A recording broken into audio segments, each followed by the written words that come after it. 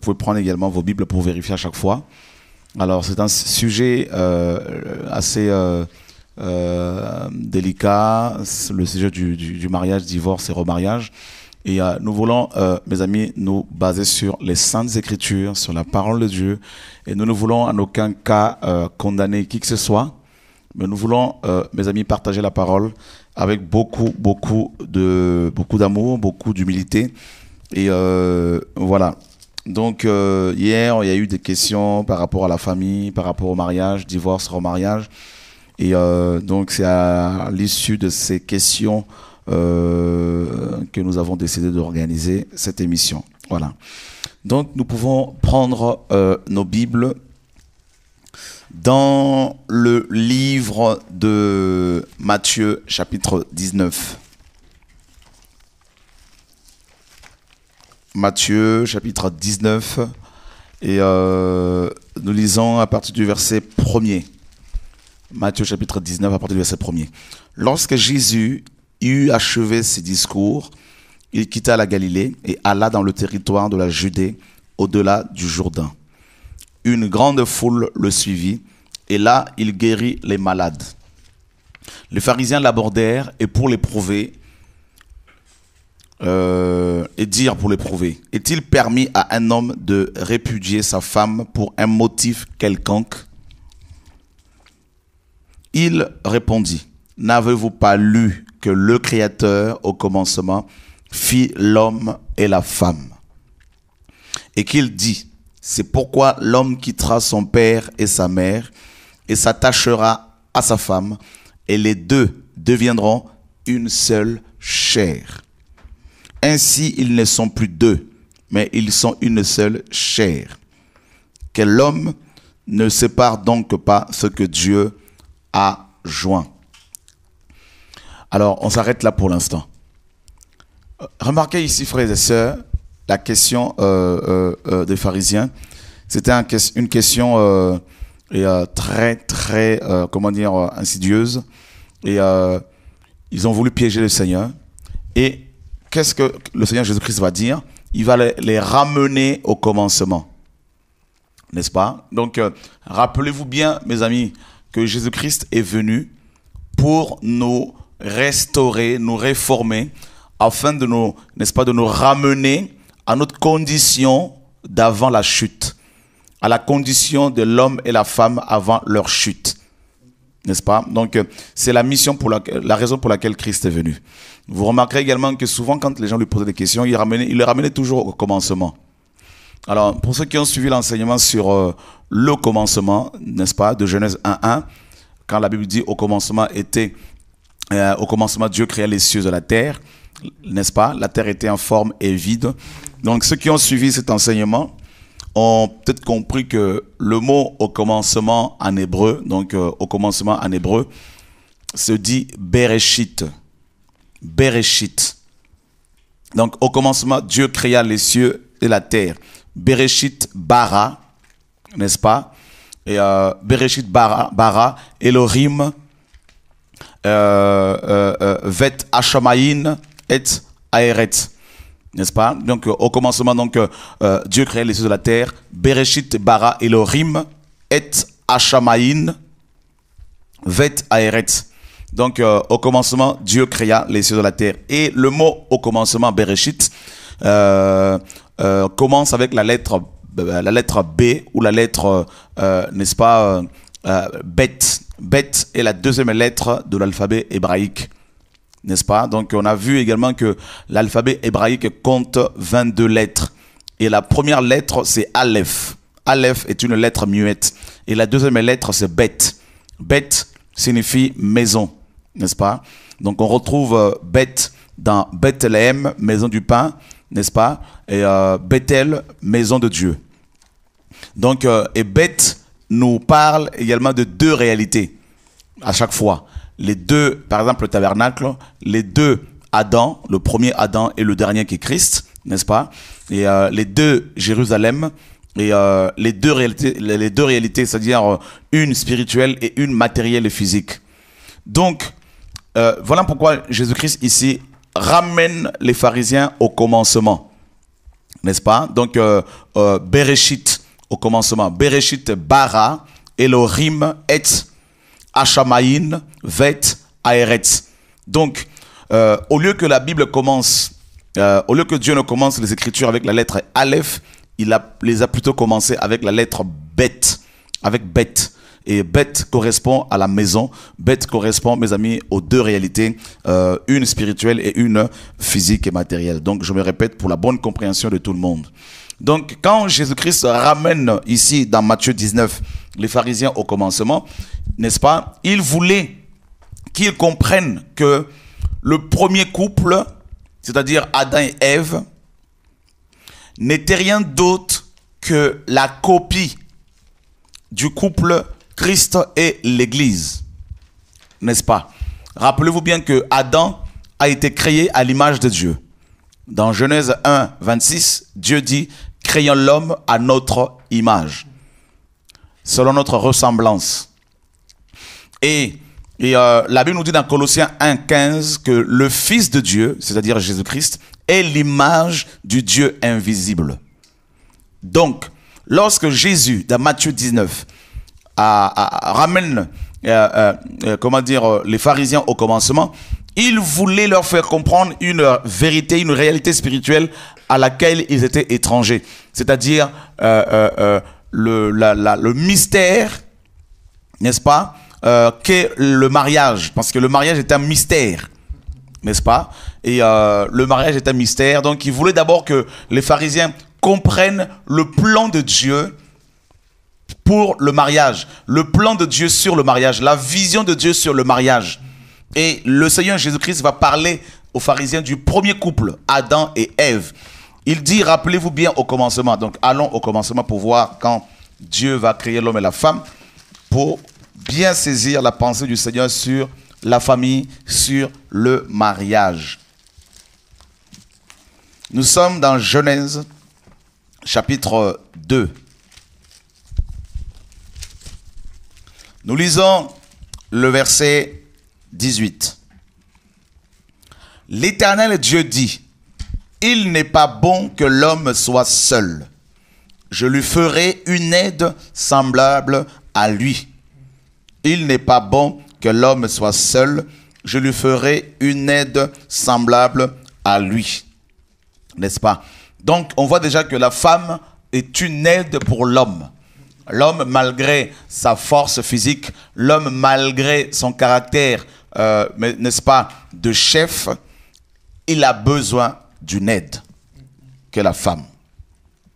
Alors, on nous dit au verset 21, « Alors l'Éternel Dieu fit tomber un profond sommeil sur l'homme qui s'endormit.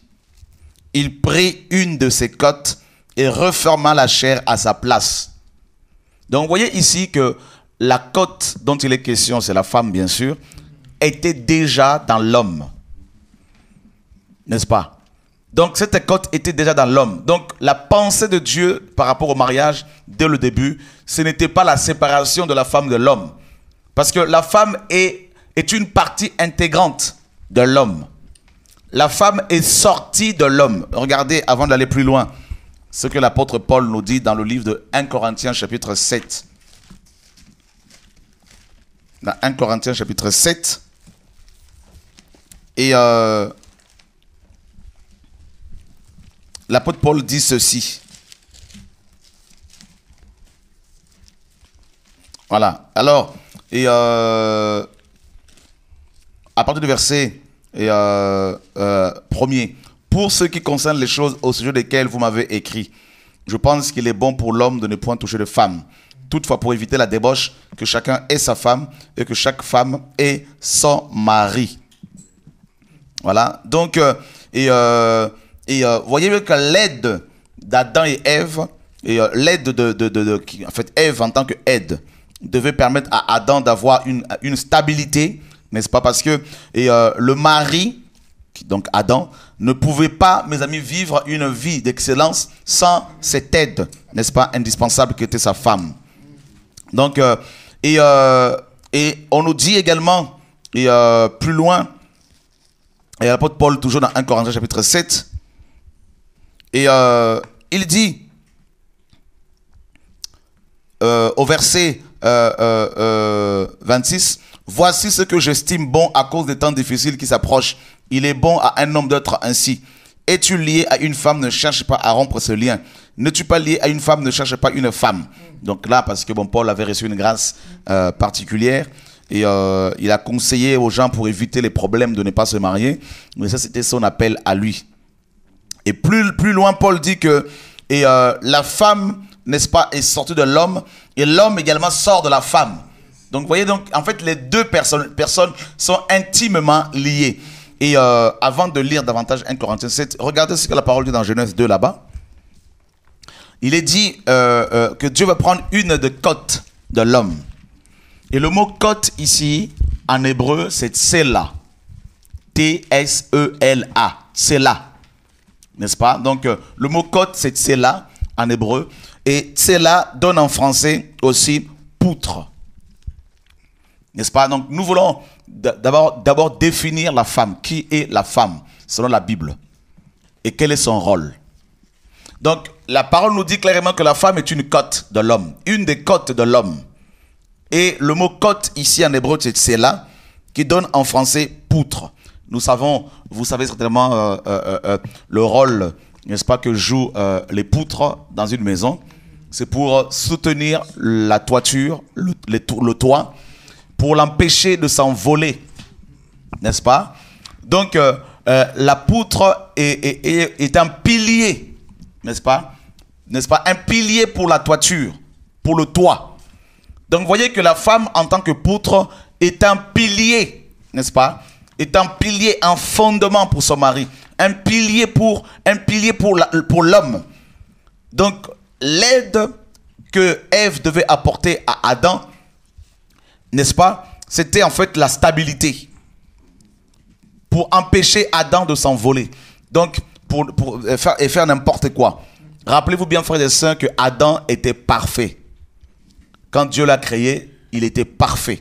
Mais malgré sa perfection, il avait besoin d'un fondement. Il avait besoin d'une stabilité. Et seule une femme pouvait, n'est-ce pas, je dirais, seule Ève, bien sûr, pouvait lui apporter cette stabilité. Alors, la parole nous dit que quand Dieu va former Ève avec la côte d'Adam, il va l'amener vers ce dernier. Et l'homme dit, voici cette fois celle qui est os de mes os et chair de ma chair. On l'appellera femme parce qu'elle a été prise de l'homme. Parce qu'elle a été prise de l'homme. Hein, on l'appellera femme, Isha en hébreu. N'est-ce pas? Parce qu'elle a été prise de l'homme. Isha ou Ish. Donc, vous voyez, mes amis, la Bible nous dit clairement que lorsque Adam va voir Ève, remarquez un petit détail ici. Il va dire, voici cette fois qui est l'os de mes os et la chair de ma chair. Adam n'a pas vu tout de suite la chair de Ève, l'apparence. N'est-ce pas? Il a vu les os. Il a vu, n'est-ce pas, l'intérieur. N'est-ce pas? Et ça, c'est très important de le signifier. Et Adam ne s'est pas arrêté sur les apparences, tout ça, sur le physique, sur l'extérieur, mais il a regardé au cœur. N'est-ce pas? Parce que les os, l'os ici, en hébreu peut signifier aussi, mes amis, l'esprit humain, n'est-ce pas? Le cœur, l'intérieur. Et Adam a regardé au cœur. Donc vous voyez, mes amis, que le mariage est une affaire de cœur. N'est-ce pas? Alors, ce n'est pas d'abord le physique. Ce n'est pas la couleur de la peau. Ce n'est pas, mes amis, on ne se marie pas parce qu'on est originaire d'un même pays, d'une même région, d'une même tribu, tout ça, c'est un problème de cœur. Or, l'intérieur, le cœur, mes amis, n'a pas, n'est-ce pas, de, je veux dire, tous nos cœurs comment dire, portent le même sang, hein, le sang est rouge. Hein, donc, maintenant, il est question ici de la parole qui doit transformer la femme. Et cette femme a été façonnée par Dieu lui-même, n'est-ce pas? Donc, et puis, qu'est-ce qui se passe? La Bible dit, au verset 24, c'est pourquoi l'homme quittera son père et sa mère et s'attachera à sa femme. N'est-ce pas? Et littéralement, tiendra ferme, s'accrochera. Donc ici, le verbe s'attacher en hébreu signifie littéralement tenir ferme. Ça veut dire que l'ennemi cherchera à séparer ce couple, peut chercher à séparer le couple. Mais si l'homme est dans l'esprit et attaché à sa femme, ben, l'ennemi ne pourra jamais, n'est-ce pas, le séparer d'avec sa femme. Amen. Amen. Et ils deviendront une seule chair. N'est-ce pas? Ils deviendront une seule chair. Vous voyez mes amis, et on devient une même chair tout de suite après quand on rentre dans le mariage, dans la relation intime, et dans nos relations intimes. Et par la suite, sur le plan caractériel, on n'est pas tout de suite un. Parce qu'on doit, n'est-ce pas, se peaufiner, n'est-ce pas, s'aiguiser comme le fer aiguise le fer. Parce que la femme que tu vas épouser ou l'homme a aussi son caractère, n'est-ce pas? Et ce n'est pas tout de suite qu'on va... Oui, Dieu peut vous faire grâce. Vous pouvez avoir la grâce de tomber sur une femme ou un homme avec lequel vous allez vous emboîter tout de suite. Mais dites-vous bien, même si vous vous mettez tout de suite d'accord, mais il y a quand même des choses sur lesquelles vous pouvez, n'est-ce pas? Parce que chacun a une personnalité, chacun a un caractère. Mais c'est avec le temps que vous allez finir, n'est-ce pas? Parce que vous serez soumis à la parole, vous allez finir par vous emboîter, vous accorder. N'est-ce pas? Ils deviendront une seule chair. Voilà. On n'a pas dit que les deux vont devenir deux chairs ou trois, mais ils deviendront une seule chair. Voilà pourquoi Jésus-Christ a dit que l'homme ne sépare pas ce que Dieu a joint. N'est-ce pas? Et alors, il y en a qui diront, mais oui, mais on n'est pas, et si on n'est pas marié dans la volonté du Seigneur, et si on n'est pas marié selon la volonté du Seigneur, ben vous verrez, mes amis, l'alliance est une alliance. Hein. Donc, quand on rentre dans une alliance, eh ben, on doit la respecter jusqu'au bout. Voilà. Et donc, la parole est claire. Adam, mes amis, s'est attaché à sa femme. Et ils sont devenus une seule chair. Une seule chair. Ce que Adam faisait, Ève le faisait. Ce que Adam mangeait, Ève le mangeait. N'est-ce pas? Leurs deux cœurs se sont carrément, mes amis, fusionnés, ont fusionné. Alors, on voit que Adam, mes amis, était bien sûr heureux. Parce que c'est lui qui va donner un nom à sa femme.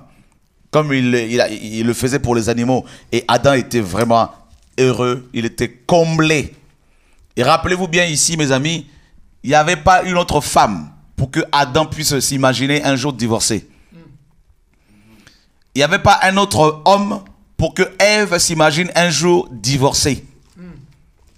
Donc vous comprenez que dès le commencement, le divorce est exclu. La possibilité de changer de femme est exclue. Dès le commencement.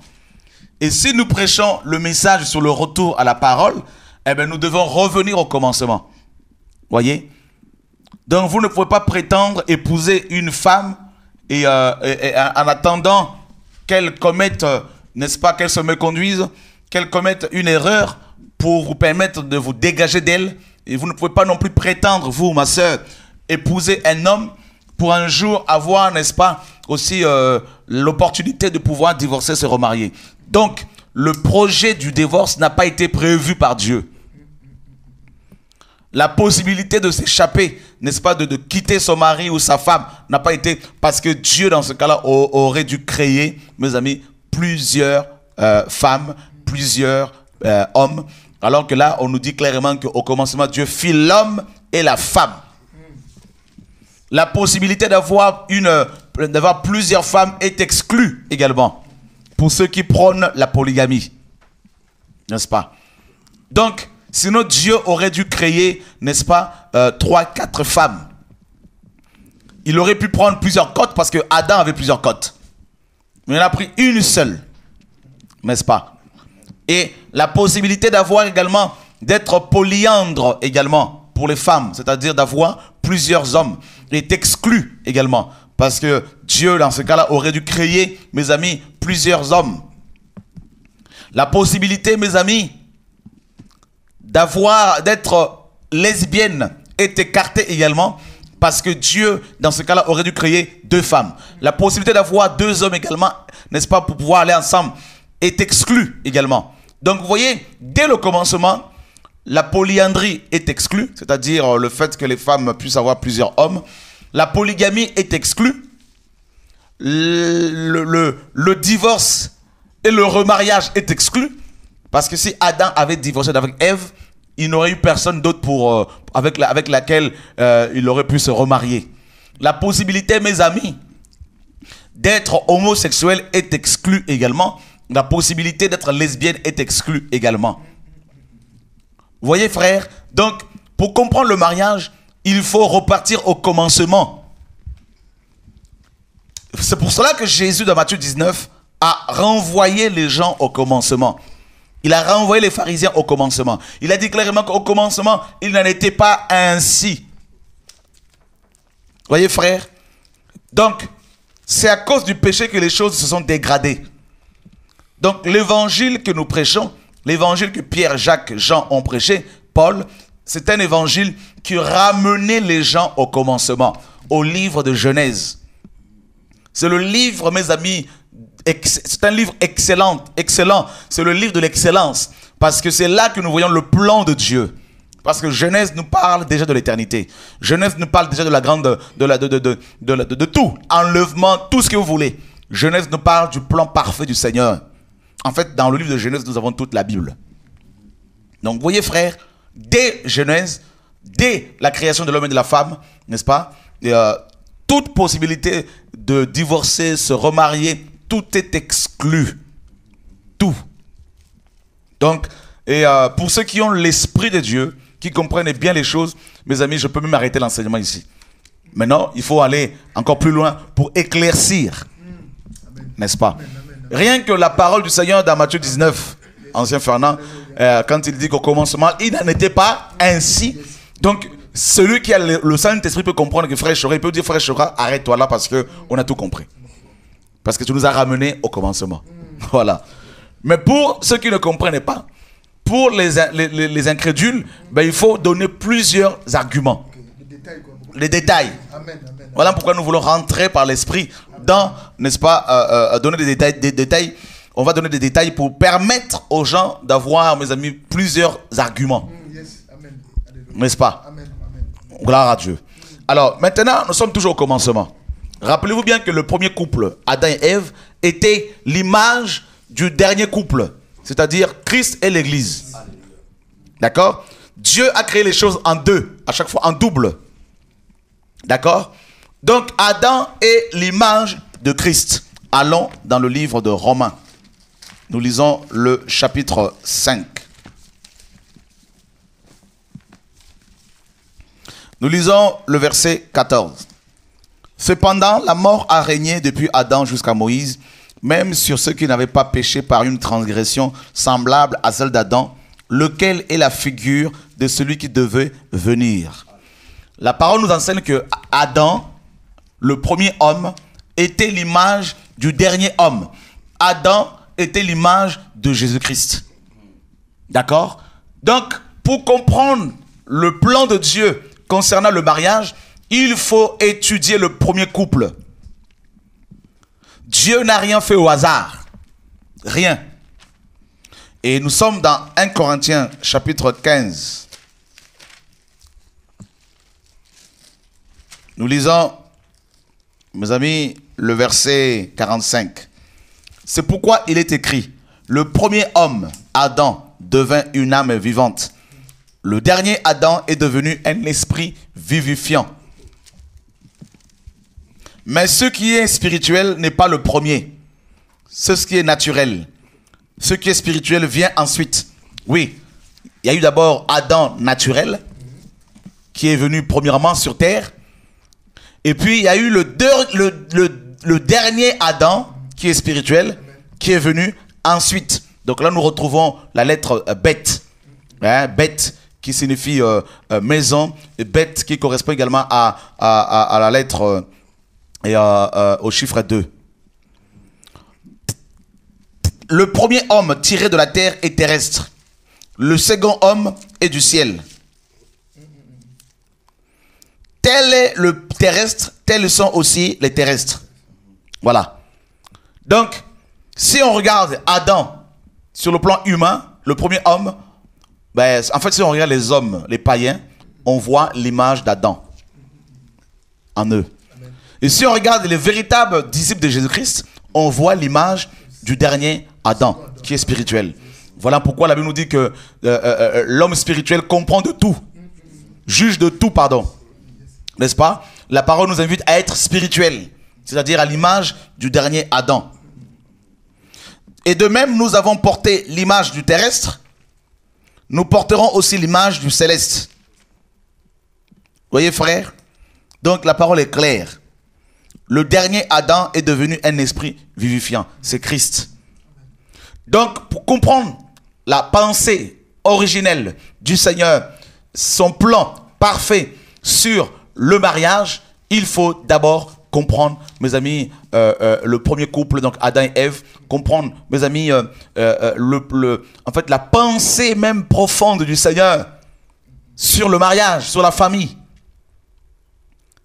Alors, nous devons, vous savez, il y a un parallèle entre le premier couple, Adam et Ève, et Christ et l'Église. Allons dans le livre de Éphésiens, chapitre 5. Nous lisons à partir du verset 22. Femmes, que chacune soit soumise à son mari comme au Seigneur. Car le mari est le chef de la femme, comme Christ est le chef de l'Église, qui est son corps et dont il est le sauveur. Remarquez ici, Paul fait un parallèle, il fait une analogie entre le couple homme et la femme, le couple humain, et le couple Christ et l'Église. Voyez, frères, vous devez comprendre que vous ne pouvez pas comprendre, mes amis, ce que c'est le mariage si vous ne regardez pas, mes amis, si vous ne comprenez pas la relation qu'il y a entre Christ et l'Église. N'est-ce pas? Cette relation est très, très profonde. Elle est riche en enseignements sur le plan de Dieu, la pensée de Dieu concernant le mariage. La Bible nous dit que l'homme est le chef de la femme. Alors le mot chef ici, c'est képhale en grec. Képhale. K-E-P-H-A-L-E. Képhale. Képhale donne en français chef ou encore tête. On retrouve ce terme-là dans Colossiens chapitre 1er, le verset 18, où il est dit que Jésus est la tête du corps de l'Église. Vous voyez? Donc vous voyez la parfaite analogie entre le couple homme et femme et Christ et l'Église. Dans un couple humain, on nous dit que c'est l'homme qui est le chef de la femme. C'est-à-dire littéralement la tête. Et la femme est le corps. L'homme est la tête. Voilà pourquoi Dieu avait pris une côte de l'homme. Il n'avait pas pris un os, une partie d'os du crâne. Parce que ça, c'est l'homme. La tête. Le chef. Donc, l'homme est le chef, képhale en grec, qui donne tête ou encore chef. Donc, vous voyez, frères et sœurs, l'homme, c'est lui qui est le chef de la femme. C'est lui qui est la tête de la femme. C'est lui qui est le cerveau de la femme. La femme, c'est la côte, c'est le cœur. L'homme étant la tête, donc forcément, il est le toit. Il est la toiture. Et la femme est la poutre de cette toiture. Vous comprenez un peu mieux les choses. Vous voyez, mes amis? Donc, on nous dit que, dans Éphésiens 5, là-bas, Paul demande à la femme de se soumettre à son mari, n'est-ce pas? Comme l'Église est soumise à Christ. Or, de même que l'Église est soumise à Christ, les femmes aussi doivent l'être à leur mari en toutes choses. Mari, que chacun aime sa femme comme Christ a aimé l'Église et s'est livré lui-même pour elle. On s'arrête là. Je disais il y a quelques jours à deux hommes qui prêchent la parole, je leur disais que il faut que quand une femme trompe son mari, l'homme doit lui pardonner. Parce que Christ nous a pardonné. Et ils m'ont dit qu'on n'est pas obligé de pardonner. Ce qui est grave. Et ils disent également que ce n'est pas la même relation. Parce que nous, c'est une relation physique. Et Christ, c'est une relation spirituelle. En fait, c'est grave de tenir de tels propos, mes amis. Alors que la Bible spécifie bien clairement que l'homme doit aimer sa femme comme Christ a aimé l'Église. Et cet amour qu'il avait pour l'Église, qu'il a pour l'Église, l'a amené à se sacrifier pour elle, afin de la sanctifier, en la purifiant et en la lavant par l'eau de la parole. Mes amis, si vous refusez de pardonner à vos femmes parce qu'elles ont commis soi-disant l'adultère, et si vous refusez, vous, femmes, de pardonner à vos époux parce qu'ils ont commis l'adultère, dans ce cas-là, ne vous réclamez pas du Seigneur. Je suis désolé. Jésus, qui est l'époux de l'Église, la Bible dit qu'il a aimé l'Église au point de mourir dans le seul but de sanctifier l'Église, c'est-à-dire d'enlever le péché de nos cœurs, d'enlever le péché. Il nous a sanctifiés. Sanctifier ici, mes amis, c'est amener la personne à la sainteté. C'est séparer la personne d'avec le mal. La Bible dit dans Jean 3,16, Dieu a tant aimé le monde qu'il a donné son Fils unique afin que quiconque croit en lui ne périsse point, mais qu'il ait la vie éternelle. Mes amis, Dieu ne nous a pas aimés parce que nous étions sanctifiés. Dieu ne nous a pas aimés parce que nous étions purs. Jésus ne nous a pas aimés parce que nous sommes justes ou parce que nous étions justes. Il nous a aimés alors que nous étions dans le péché, dans la rébellion, alors que nous étions, mes amis, dans toutes sortes de compromissions. Donc ça veut dire que l'amour que le Seigneur a eu pour nous n'est pas un amour conditionnel. C'est un amour inconditionnel. Il nous a aimés alors que nous ne le connaissions pas. Et non seulement qu'il nous a aimés, mais le paroxysme de son amour, c'est la mort qu'il a subie à la croix. Dans le seul but de nous fiancer, de nous libérer du péché, de payer cette rançon auprès du Père en vue de notre, mes amis, mariage, en vue de notre délivrance. Donc ça veut dire que Dieu nous appelle à aimer comme il lui-même a aimé. Et mes amis, je peux vous assurer que très peu de gens, beaucoup ont du mal. Effectivement, nous sommes humains.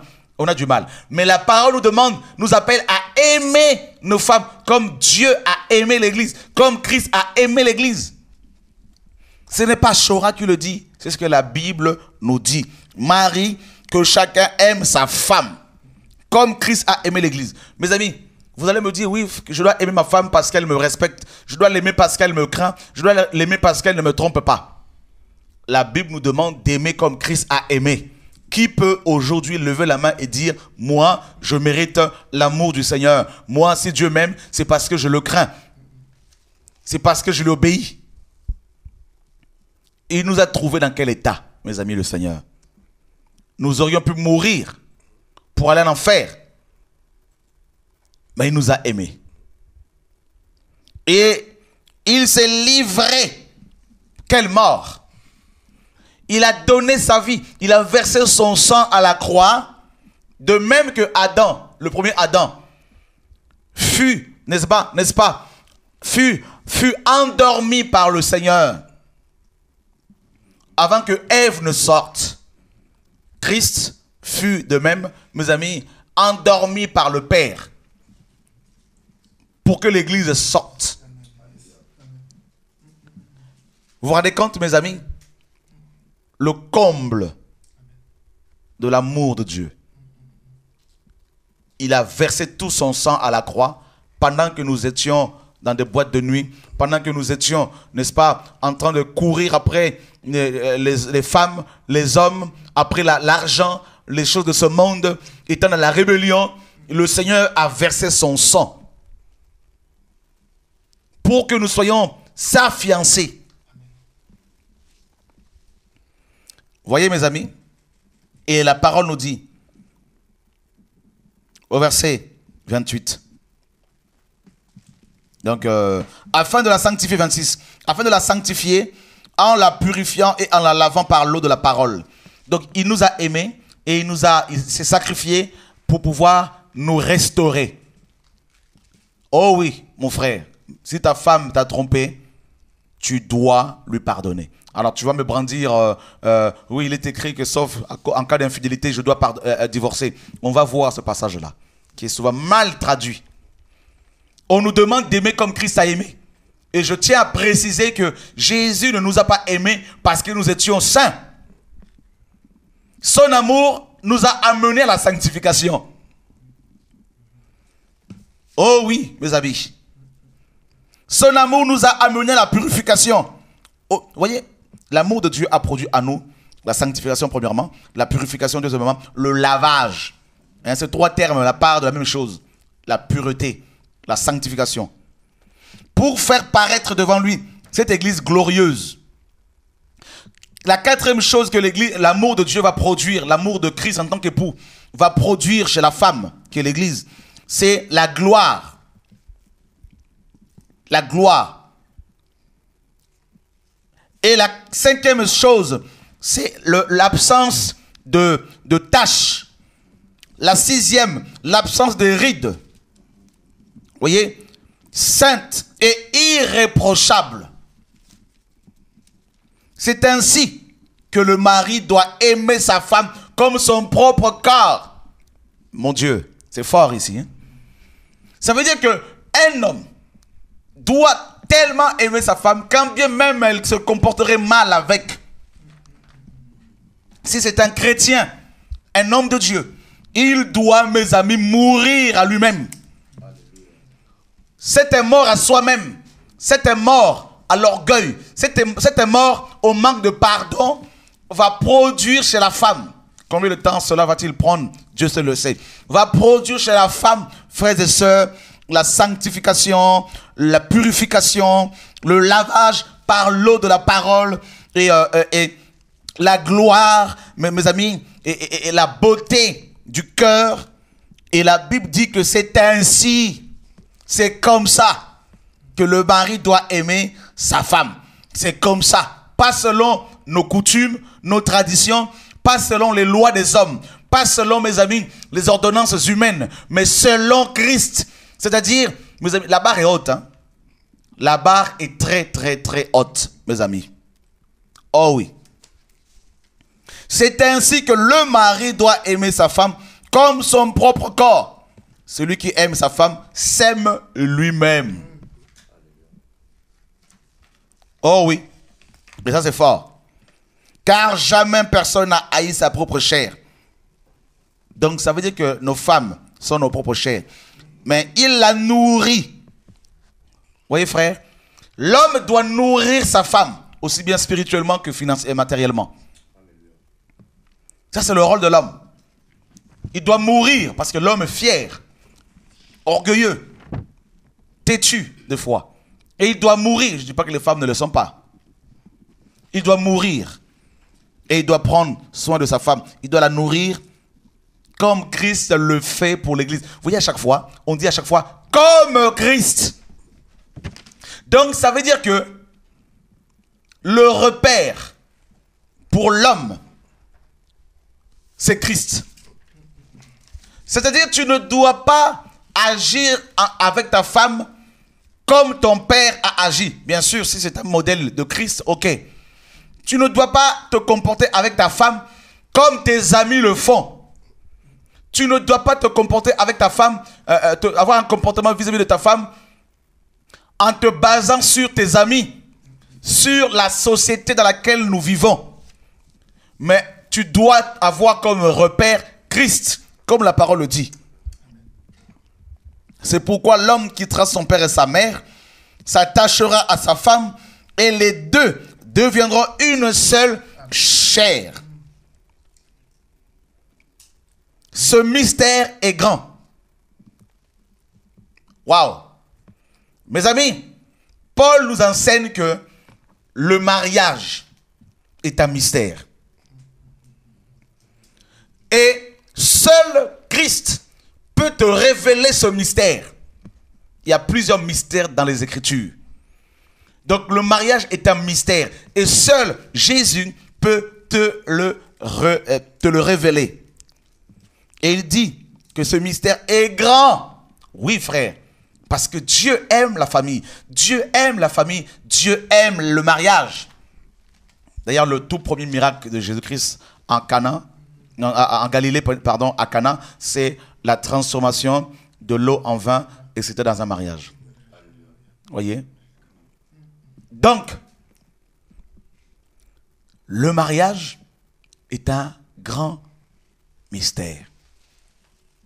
Et ça, c'est terrible. Et Paul dit, je dis cela par rapport à Christ et à l'Église. Donc, vous voyez bien qu'il y a une... Paul confirme encore ici l'analogie entre le couple humain et le couple Christ et l'Église. Il y a un parallèle. Vous voyez, mes amis? Et il dit, du reste, que chacun de vous aime sa femme comme lui-même et que la femme respecte son mari. Mes amis, si vous ne voulez pas regarder à Christ et à l'Église, comment Christ aime l'Église, comment Christ s'est sacrifié pour l'Église, mes amis, dans ce cas-là, vous allez divorcer, vous remarier à chaque fois, et je peux vous assurer que vous serez sévèrement jugés. Parce que Dieu n'aime pas, mes amis, la répudiation. Allons dans le livre, mes amis, de Malachie chapitre 2. Malachie chapitre 2. Nous lisons, mes amis, à partir du verset 11.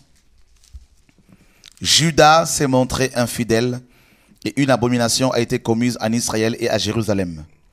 Car Judas a profané ce qui est consacré à l'Éternel, ce qu'aime l'Éternel, et s'est uni à la fille d'un Dieu étranger. L'Éternel retranchera l'homme qui a fait cela, celui qui veille et qui répond, et le retranchera il le retranchera des tentes de Jacob, et il retranchera celui qui présente une offrande à l'Éternel des armées. Voici encore ce que vous faites. Vous couvrez de larmes l'autel de l'Éternel, de pleurs et de gémissements, en sorte qu'il n'a plus égard aux offrandes et qu'il ne peut rien agréer de vos mains. Et vous dites, pourquoi? Parce que l'Éternel a été témoin entre toi et la femme de ta jeunesse, à laquelle tu es infidèle, bien qu'elle soit ta compagne et la femme de ton alliance. Waouh! On s'arrête là 2 secondes. Tu vois, Dieu lui-même parle ici. Il dit qu'il était témoin. Donc ça veut dire que lorsque 2 personnes se marient, qu'elles soient chrétiennes ou païennes, Dieu est le premier témoin. Mes amis, quand vous avez des problèmes de vos mariages, vous allez souvent voir vos parrains, vos marraines, vous allez voir vos témoins pour recevoir des conseils, vos pasteurs, des amis. Mais je tiens à dire à ceux et celles qui sont mariés et qui prêchent l'évangile et qui ont des conflits et qui veulent divorcer, vous devez consulter le premier témoin, c'est Dieu lui-même. Qu'est-ce que Dieu dit quand il y a des conflits? Et rappelez-vous bien que comme Dieu est le premier témoin de mariage ou du mariage, eh bien mes amis, à la fin de temps, nous aurons des comptes à lui rendre. Dieu dit qu'il était témoin entre toi et la femme de ta jeunesse, à laquelle tu es infidèle. Voyez? Il dit également que la femme est il dit, bien qu'elle soit ta compagne et la femme de ton alliance. Ancien Fernand. Donc tu vois, ancien, que, mon frère Fernand, que le mariage est une alliance. Et dans toute la Bible, nous voyons Dieu dans les alliances. Le Dieu de la Bible est le Dieu des alliances. Il y en a plusieurs et dont 8 principales. Et à chaque fois que quelqu'un brisait l'alliance de Dieu, une des alliances, il y avait les conséquences. On ne peut pas briser une alliance sans qu'il y ait des conséquences dramatiques. Vous comprenez, mes amis? Ce n'est pas Shora qui le dit, c'est la parole. Donc le mariage est une alliance. Et je tiens à signaler que ce n'est pas les bagues que vous portez dans vos doigts qui sont des alliances selon la parole. Ça, c'est une invention purement humaine. L'alliance est une alliance spirituelle. Rappelez-vous bien que dans la Bible, Ancien Fernand, les alliances avaient toujours pour base le sang. D'accord? Lorsque Dieu, mes amis, concluait une alliance avec quelqu'un, en général, hein, il y avait toujours le sang qui coulait. Comme signe. N'est-ce pas? Le sang devait couler. Lorsque nous lisons l'alliance entre, mes amis, et prenons l'alliance entre Noé et Dieu, dont le signe était l'arc-en-ciel. Et toujours l'arc-en-ciel. Le sang a coulé. Parce que Noé avait sacrifié les animaux. L'alliance entre Abraham et Dieu, dans Genèse 17, le sang a coulé. Parce que l'alliance entre Dieu et Abraham avait pour signe la circoncision. Et le sang devait couler. N'est-ce pas? L'alliance, mes amis, entre les enfants d'Israël et Dieu, ce qu'on appelle l'alliance de Sinaï, la première alliance. On nous dit que cette alliance, mes amis, d'après Hébreux chapitre 9, la première alliance avait des ordonnances relatives au culte et un sanctuaire terrestre. Le sang coulait également. Et Hébreux 9 le dit clairement, que le sang coulait. N'est-ce pas? Le sang des boucs, des taureaux, tout ça. L'alliance entre les enfants d'Israël, ce qu'on appelle l'alliance nouvelle, selon Jérémie 31, la nouvelle alliance, l'alliance entre Dieu et les enfants d'Israël, qui est la nouvelle alliance, et également avec nous autres, cette alliance a pour base la mort expiatoire de Jésus-Christ. Donc le sang a coulé également. Et la Bible nous dit que sans effusion de sang, il n'y a point de pardon de péché. N'est-ce pas? Donc vous voyez, mes amis, que toute alliance a pour fondement le sang. Pas toutes les alliances, mais la plupart des alliances. Les plus grandes alliances, les 2 plus grandes alliances. La première, donc l'alliance mosaïque, et la dernière, mes amis, ces 2 alliances ont eu pour fondement, n'est-ce pas, ont pour fondement le sang. Donc l'alliance du mariage, l'alliance qu'est le mariage également, a pour fondement le sang. Maintenant, définissons le sang d'après la Bible. Lévitique chapitre 11. Lévitique chapitre 17, pardon. Nous lisons à partir du verset 11 jusqu'au verset 14. Le mariage est une alliance, on l'a lu, n'est-ce pas? Et l'alliance que le mariage a pour fondement le sang. Car la vie de la chair est dans le sang. La parole le dit. La vie est dans le sang. Je vous l'ai donné sur l'autel afin qu'il serve d'expiation pour vos âmes. Car c'est par la vie que le sang fait l'expiation. Le verset 14 nous dit, car la vie de toute chair, c'est son sang qui est en elle. C'est pourquoi je dis aux enfants d'Israël, vous ne mangerez le sang d'aucune chair, car la vie de toute chair, c'est son sang quiconque en mangera sera retranché. Donc vous voyez mes amis que la parole confirme que le sang c'est la vie. Amen. Fernand. Amen. Le sang c'est la vie. Amen. Donc vous savez que le mariage qui est une alliance et qui a pour fondement le sang, le mariage est aussi une vie. Allons vérifier dans les Écritures si véritablement le sang doit couler lors d'un mariage. Allons dans Ecclésiaste, dans Cantique de Cantique, pardon. Chapitre 4. Cantique de Cantique, nous lisons le chapitre 4 au verset, mes amis, et au verset, à partir du verset 1er. Vous savez que le livre de Cantique de Cantique qui parle, n'est-ce pas, historiquement de Salomon et de la Sulamite, en fait ce livre prophétiquement nous parle de Christ et de l'Église, de la relation entre Christ et l'Église. Salomon était le roi le plus sage. Or dans Proverbe chapitre 8, il nous parle de la sagesse, il a personnifié la sagesse qui n'est rien d'autre que Christ. La sagesse infiniment variée de Dieu que nous prêchons selon 1 Corinthiens chapitre 2. Cantique de Cantique chapitre 4 verset 1er. Que tu es belle, mon ami, que tu es belle. Tes yeux sont des colombes derrière ton voile. Donc Salomon est en train de parler. Donc c'est Christ qui parle de l'église ici. Vous voyez? Et regardez le verset 8. Viens avec moi du Liban, ma fiancée. Viens avec moi du Liban. Vous voyez ici, Salomon appelle la Sulamite ma fiancée. Et dans 2 Corinthiens chapitre 11, Paul dit que nous sommes fiancés à Christ. N'est-ce pas? Et Salomon continue. Il dit au verset 9, tu me ravis le cœur, ma sœur, ma fiancée. Donc vous voyez que Salomon avait aussi une relation, mes amis, fraternelle avec sa fiancée. Donc ta femme doit être en même temps ta sœur, ton ami. Vous voyez? Parce que la relation, mes amis, qui entre un homme et une femme, c'est une relation puissante. Mes amis, et dans cette relation, on y trouve pratiquement toutes les relations. Toutes les autres relations, Fernand. Donc, l'amitié, la fraternité, vous voyez?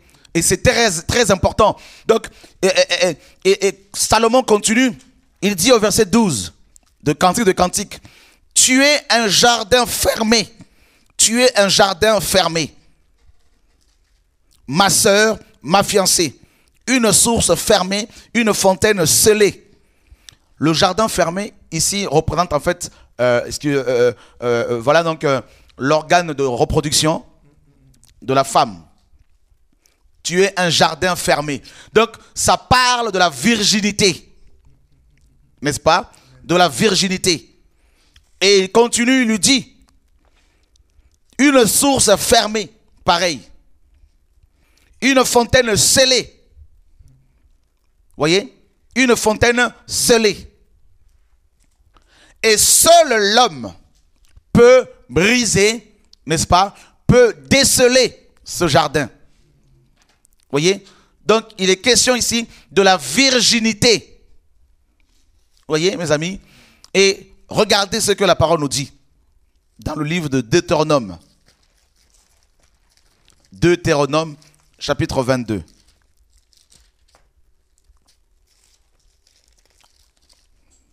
Deutéronome chapitre 22.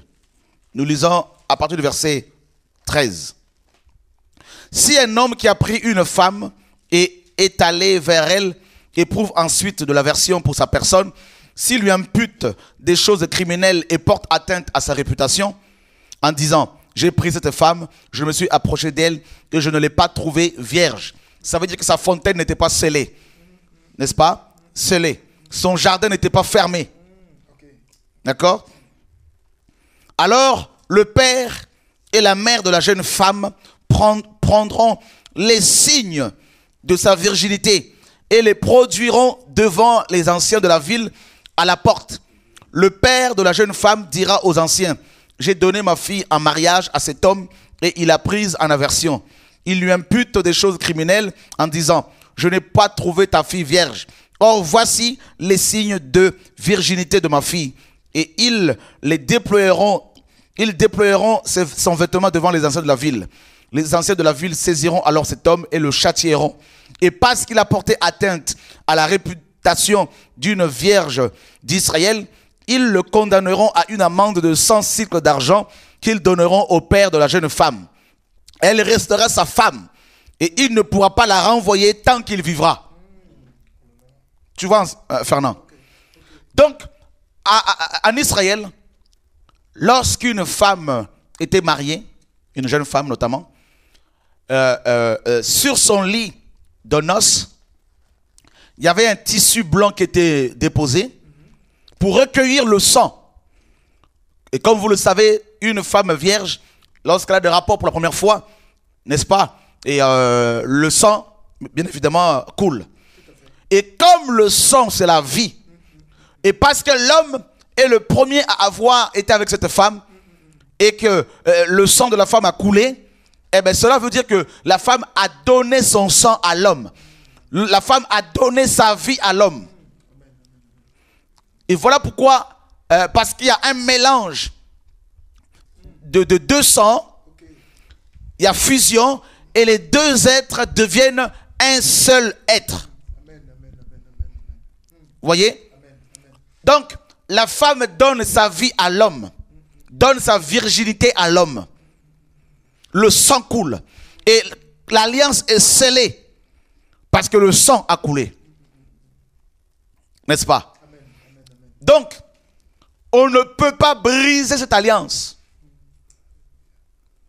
De même que Christ, pour nous sauver, il a versé son sang, il nous a donné sa vie, parce que le sang c'est la vie.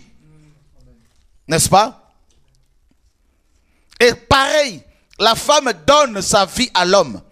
Et l'homme donne sa vie à la femme. Le jardin n'est plus fermé. La fontaine n'est plus fermée. Scellée. Voyez? Et là, on ne peut pas, mes amis, divorcer. Vous me direz, frère Chora, mais la Bible dit le contraire, si la femme pêche, tout ça là. Allons dans le livre de Malachie toujours. Chapitre 2. Nous lisons le verset 15 et le verset 16. Nul n'a fait cela avec un reste de bon sens. Un seul l'a fait. Et pourquoi? Parce qu'il cherchait la postérité que Dieu lui avait promise. Prenez donc garde en votre esprit et qu'aucun ne soit infidèle à la femme de sa jeunesse. Car je hais la répudiation, dit l'Éternel, le Dieu d'Israël, et celui qui couvre de violence son vêtement, dit l'Éternel des armées. Prenez donc garde en votre esprit et ne soyez pas infidèles. Dieu utilise un terme fort ici. Il dit, je hais la répudiation. Je hais la répudiation. Donc Dieu déteste, Dieu hait le divorce. Parce que ce n'est pas son plan. Alors maintenant quand les pharisiens posent la question au Seigneur, est-ce qu'il faudrait-il le divorcer d'avec sa femme? Dans Matthieu 19, le Seigneur dit ceci. Au verset 7, les pharisiens disent au Seigneur, Matthieu 19, 7, pourquoi donc lui dirent-ils, Moïse a-t-il prescrit de donner à la femme une lettre de divorce et de la répudier? Il leur répondit, c'est à cause de la dureté de votre cœur que Moïse vous a permis de répudier vos femmes.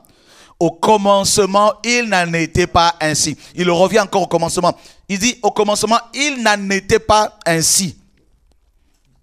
Mais je vous dis que celui qui répudie sa femme, sauf pour infidélité, et qui en épouse une autre, commet un adultère. Ses disciples lui dirent, si telle est la condition de l'homme à l'égard de la femme, il n'est pas avantageux de se marier. Même les disciples, mes amis, étaient choqués. Et là, mes amis, le verset 11 dit, et il leur répondit, tous ne comprennent pas cette parole, mais seulement ceux à qui cela est donné. Tu vois? Donc ça veut dire que le message de Jésus sur le mariage ne peut pas être compris par ceux qui sont charnels. Par ceux qui manquent, ceux qui manquent le pardon. Voilà pourquoi ils peuvent facilement les divorcer. Quand un homme tombe dans le péché, il y en a qui vont trouver une occasion pour divorcer. Mes amis, si à chaque fois que Jésus devait divorcer d'avec toi, parce que tu pêches, parce que tu as péché, parce que tu as commis un péché, et je peux vous assurer que personne ne serait sauvé. Parce qu'il est notre fiancé. Voyez? Alors, regardez. Le mot infidélité ici n'a rien à voir, mes amis, avec la sorcellerie. Parce qu'il y en a qui divorcent parce que leurs femmes sont sorcières, soi-disant. Hein? D'autres, oui, parce que mon mari est sorcier, parce qu'il y a eu un songe sur lui. L'infidélité ici, en grec, pornoia. Hein? Pornoia. Pornoia, qui donne en français pornographie. Pornoia. Donc, pour ceux qui notent, P-O-R. P-O-R-N-E-I-A.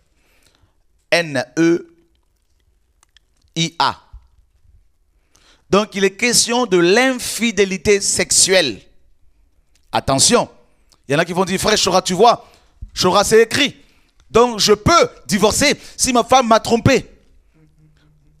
Je peux divorcer si mon mari m'a trompé. Attention, frère. Ne sortez pas ce verset hors contexte. Parce que Jésus dit dans Matthieu 18, le verset 15 à 17, il dit ceci par rapport justement au péché. Aussi bien dans les églises que dans la famille, dans le mariage. Bah oui, parce qu'on ne peut pas bâtir une doctrine avec un seul verset ou deux versets. Il faut prendre les choses dans leur contexte. Si ton frère a péché, le frère ici n'est pas question seulement de l'homme, hein?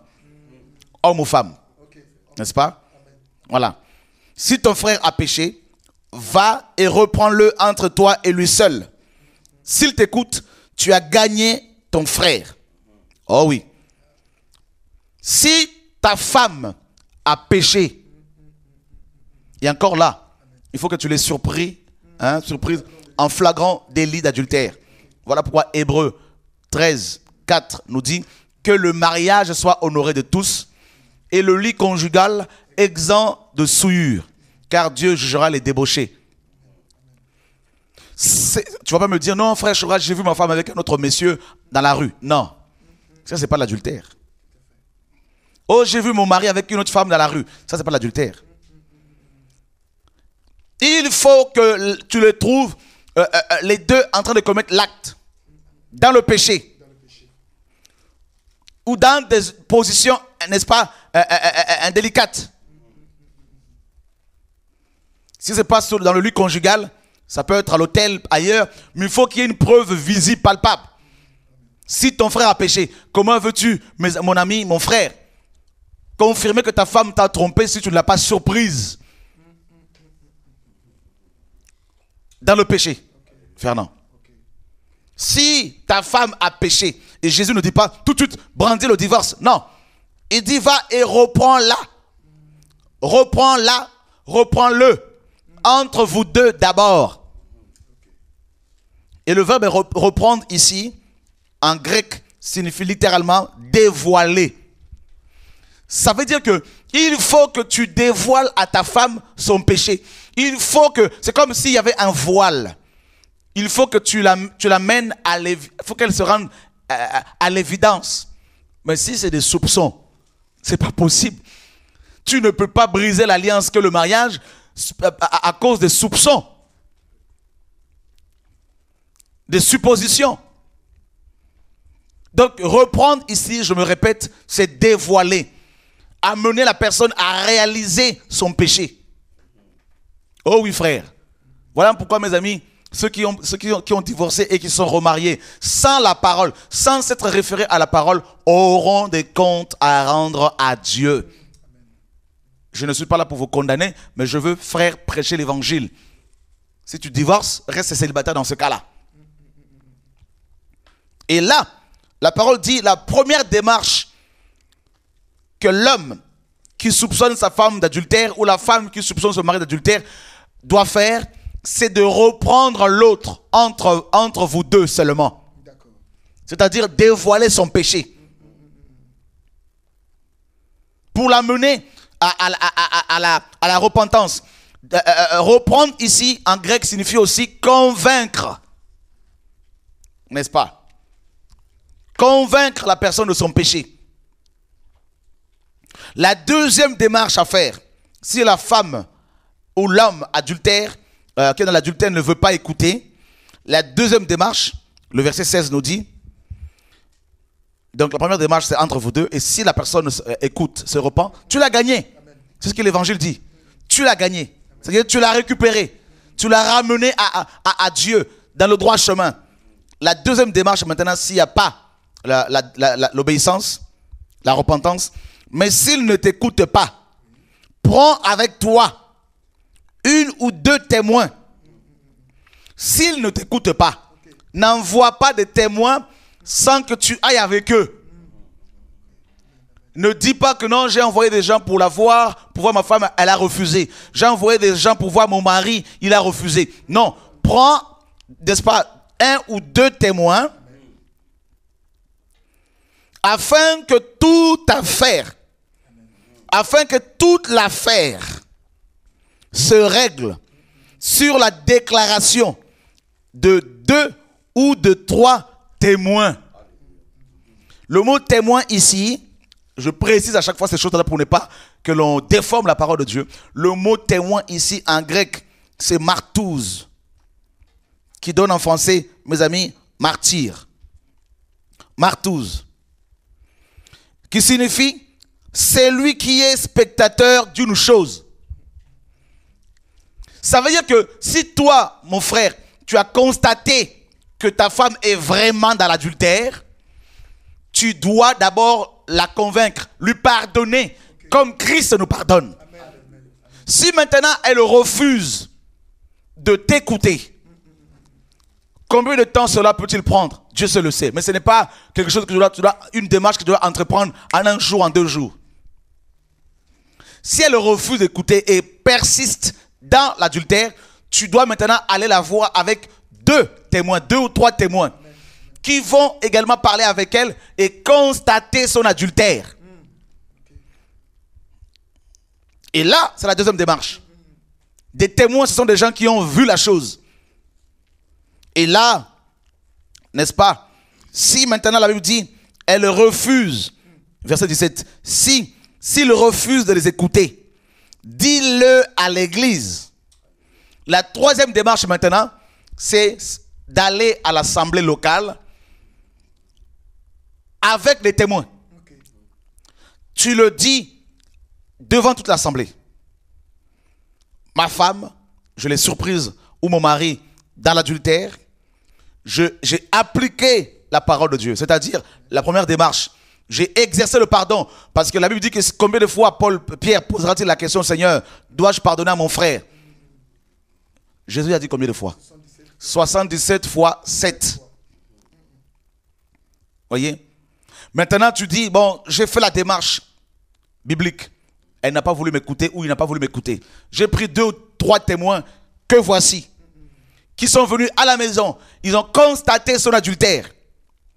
Ils ont parlé avec elle ou avec lui. Il ou elle a reconnu et s'obstine de changer. Et les témoins également parlent à l'assemblée. La troisième et la dernière démarche, c'est maintenant l'église qui doit parler. La Bible dit, s'il refuse d'écouter aussi l'église, qu'il soit pour toi un païen et un publicain. Donc, la première démarche, c'est toi qui vas essayer de ramener à la raison ta femme ou ton mari. Ça peut durer un temps. Si la personne refuse, tu prends un ou 2 témoins qui vont parler avec. Si elle refuse, les témoins et toi, vous le dites à l'assemblée. Tu le dis devant ton assemblée locale. Maintenant, c'est l'église qui va s'organiser pour aller voir la personne. Mes amis, constater ainsi le péché. Parce que la Bible dit que toute l'affaire doit être, mes amis, réglée sur la déclaration de 2 ou 3 témoins. C'est-à-dire, il faut que les frères et sœurs, dans ce cas-là, comprennent que véritablement la personne refuse de se sanctifier. Et là, l'église va entamer une démarche, la prière, et aller voir la personne, parler avec. Si elle refuse, mes amis, dans ce sens-là, la Bible dit, on le considère, cet homme ou cette femme, comme un païen. Là, il n'y a plus rien à faire. Mais mes amis, ce n'est pas au bout de 1 mois, 2 mois, 3 mois, 4 mois, 5 mois, 6 mois. Oh oui. Et c'est de la même manière que Christ agit avec l'église. Le Seigneur, lorsque nous péchons, dans 1 Jean chapitre 2, il est dit que Jean dit, petits enfants, nous avons un avocat auprès du Père. Si quelqu'un pêche, nous avons un avocat auprès du Père, Jésus-Christ, qui est la victime expiatoire. Donc quand nous péchons, Jésus nous purifie. Si nous nous repentons, bien sûr. Quand bien même nous refusons la repentance, le Seigneur ne nous abandonne pas tout de suite. Donc le divorce du Seigneur d'avec certains chrétiens prend du temps. Ce qu'on appelle le blasphème contre le Saint-Esprit. D'abord, la personne qui a reçu le Seigneur tombe dans un péché. L'esprit est attristé. Éphésiens chapitre 4, n'est-ce pas, verset 26 à 30 le dit. La personne continue à être interpellée par le Seigneur parce que le Seigneur l'aime. Si elle persiste dans le péché, 1 Thessaloniciens 5, 19 nous dit l'esprit sera éteint. Là, c'est la mort spirituelle. Mais Dieu ne s'arrête pas encore là. Il va envoyer des gens pour lui parler. Il va lui parler en songe parce qu'il l'aime, il veut le sauver. Il veut sauver cette femme ou cet homme. Si la personne continue, persiste dans le péché, le Saint-Esprit, selon Apocalypse chapitre 2, va être ôté. La Bible dit à l'église, le Seigneur dit à l'église d'Éphèse, souviens-toi d'où tu es tombé et repens-toi, sinon j'ôterai de sa place le chandelier. Le chandelier, c'est le Saint-Esprit et les 7 lampes représentent, mes amis, le chandelier, c'est l'église et les 7 lampes, c'est bien sûr le Saint-Esprit. Donc, Dieu, troisièmement, après que le Saint-Esprit ait été attristé et deuxièmement éteint, troisièmement, parce que la personne persiste dans le péché, le Saint-Esprit va être ôté. Et là, si l'Esprit de Dieu est ôté d'une personne, alors que nous avons été scellés du Saint-Esprit, l'esprit d'égarement, selon 2 Thessaloniciens chapitre 2, va venir, à partir du verset 9 jusqu'à 12 là-bas. Et là, il n'y a plus rien à faire. Selon Hébreux 10, verset 26, il n'y a plus de sacrifice pour ceux qui pêchent après avoir reçu la connaissance. C'est-à-dire qui persistent dans le péché. Et comme Hébreux 4 le dit, qu'il est impossible, verset 6, à ceux qui ont goûté à la parole, à ceux qui ont goûté aux choses célestes, mes amis, et qui sont tombés, il est impossible à ces personnes-là d'être ramenés de nouveau au Seigneur. Et là, c'est le divorce avec le Seigneur. Mais mes amis, ça peut prendre des années et des années. Oui, parce que Dieu est la répudiation. Vous voyez, frère? Donc, on ne peut pas facilement comme ça divorcer d'avec son mari, d'avec sa femme. La raison qui peut pousser quelqu'un à divorcer, comme la parole le dit, c'est l'infidélité. Mais encore là, vous avez vu la démarche qu'il faut faire, mes amis? Elle est très longue, cette démarche. En tant que chrétien, avec des preuves à l'appui. Et si vous lisez Proverbe 7, l'histoire de cette femme prostituée, cette femme mariée, qui va carrément, lorsque son mari va quitter sa maison pour aller en voyage, qui va carrément, mes amis, se prostituer en amenant un homme dans sa maison et ayant eu des rapports intimes avec lui dans le lit conjugal. Vous comprendrez, mes amis, pourquoi la Bible nous demande de sanctifier le lit conjugal. Vous comprenez pourquoi, mes amis, qu'on ne peut pas divorcer avec sa femme s'il n'y a pas de preuves. Rappelez-vous bien dans Jean chapitre 8, pardon. Dans Jean 8, une femme avait été surprise en flagrant délit d'adultère, mes amis, et on devait la lapider, mais le Seigneur lui a accordé son pardon. Il y a beaucoup de gens qui m'entendent, qui m'écoutent ce soir, ou cet après-midi, ou qui regardent cette vidéo peut-être quelques jours après, je ne sais pas. Il y en a qui ont aussi, mes amis, peut-être dans le passé, commis l'adultère, mais vos femmes vous ont pardonné, vos maris vous ont pardonné. Il y en a qui pêchent, qui ont péché, qui ont menti, qui ont fait des choses terribles alors qu'ils prêchent l'évangile, alors qu'ils prient. Mais Dieu vous a pardonné. Dieu nous a aidés. Nous devons aimer comme Christ a aimé. Nous devons aimer comme Christ aime. Et on ne doit pas aimer comme les hommes du monde aiment. L'amour de Dieu, mes amis, est au-dessus de nos forces. Voilà pourquoi cet amour est répandu dans nos cœurs par le Saint-Esprit qui nous a été donné selon Romains 5:5. Cet amour, mes amis, que nous avons reçu de Dieu, et mes amis, est un amour, frère, qui est complètement, qui transcende toutes les difficultés, toutes les barrières, toutes les épreuves. Tu vas aimer l'autre malgré toi. Et tu vas pardonner malgré toi. N'est-ce pas? Et la Bible dit que si vous ne pardonnez aux hommes, votre Père ne pourra pas non plus vous pardonner. Dieu est contre le divorce et le remariage. Voyez? Les témoins, ce ne sont pas des gens que vous envoyez. Ce sont des gens que vous prenez avec vous. Et si votre femme refuse de vous recevoir, ou votre mari, eh bien, prenez le temps de la prière. Pour que Dieu incline son cœur. Dieu est capable. Et la Bible dit que celui qui épouse un homme répudié ou une femme répudiée commet un adultère. Celui qui épouse une femme répudiée, c'est-à-dire une femme dont le mari a chassé de la maison, alors qu'il n'y a pas eu adultère, celui qui va l'épouser commet l'adultère. Ou un homme qui a été répudié, celle qui l'épouse commet également un adultère. Ce n'est pas Shora qui le dit, c'est la parole qui le dit. Mes amis. Que personne ne se sente condamné par ce message, parce que je n'ai aucune dent contre qui que ce soit. Mais, frères et sœurs, nous sommes dans un temps où il n'y a plus de moralité. Nous sommes dans un temps où, frère, on a légalisé, mes amis, la promiscuité sexuelle. On a légalisé, mes amis, l'impudicité. On a légalisé le concubinage. Dans les églises, je parle. Dans le monde, c'est clair. Ça a toujours été. On a légalisé, mes amis, le divorce et remariage des pasteurs, des chrétiens. La Bible dit que s'il y a des conflits, dans 1 Corinthiens 7, alors qu'il n'y a pas eu adultère, on peut se séparer. Oui, la parole le dit. Dans 1 Corinthiens chapitre 7, s'il y a des conflits, une femme qui est battue, par exemple, par son mari, alors qu'il n'y a pas eu adultère, la femme peut se séparer avec son mari pour un temps, pour permettre à l'église de régler ce problème, n'est-ce pas? Voilà, mes amis. Et la parole est claire. Et regardez ce que la parole dit dans 1 Corinthiens chapitre 7. Verset 10.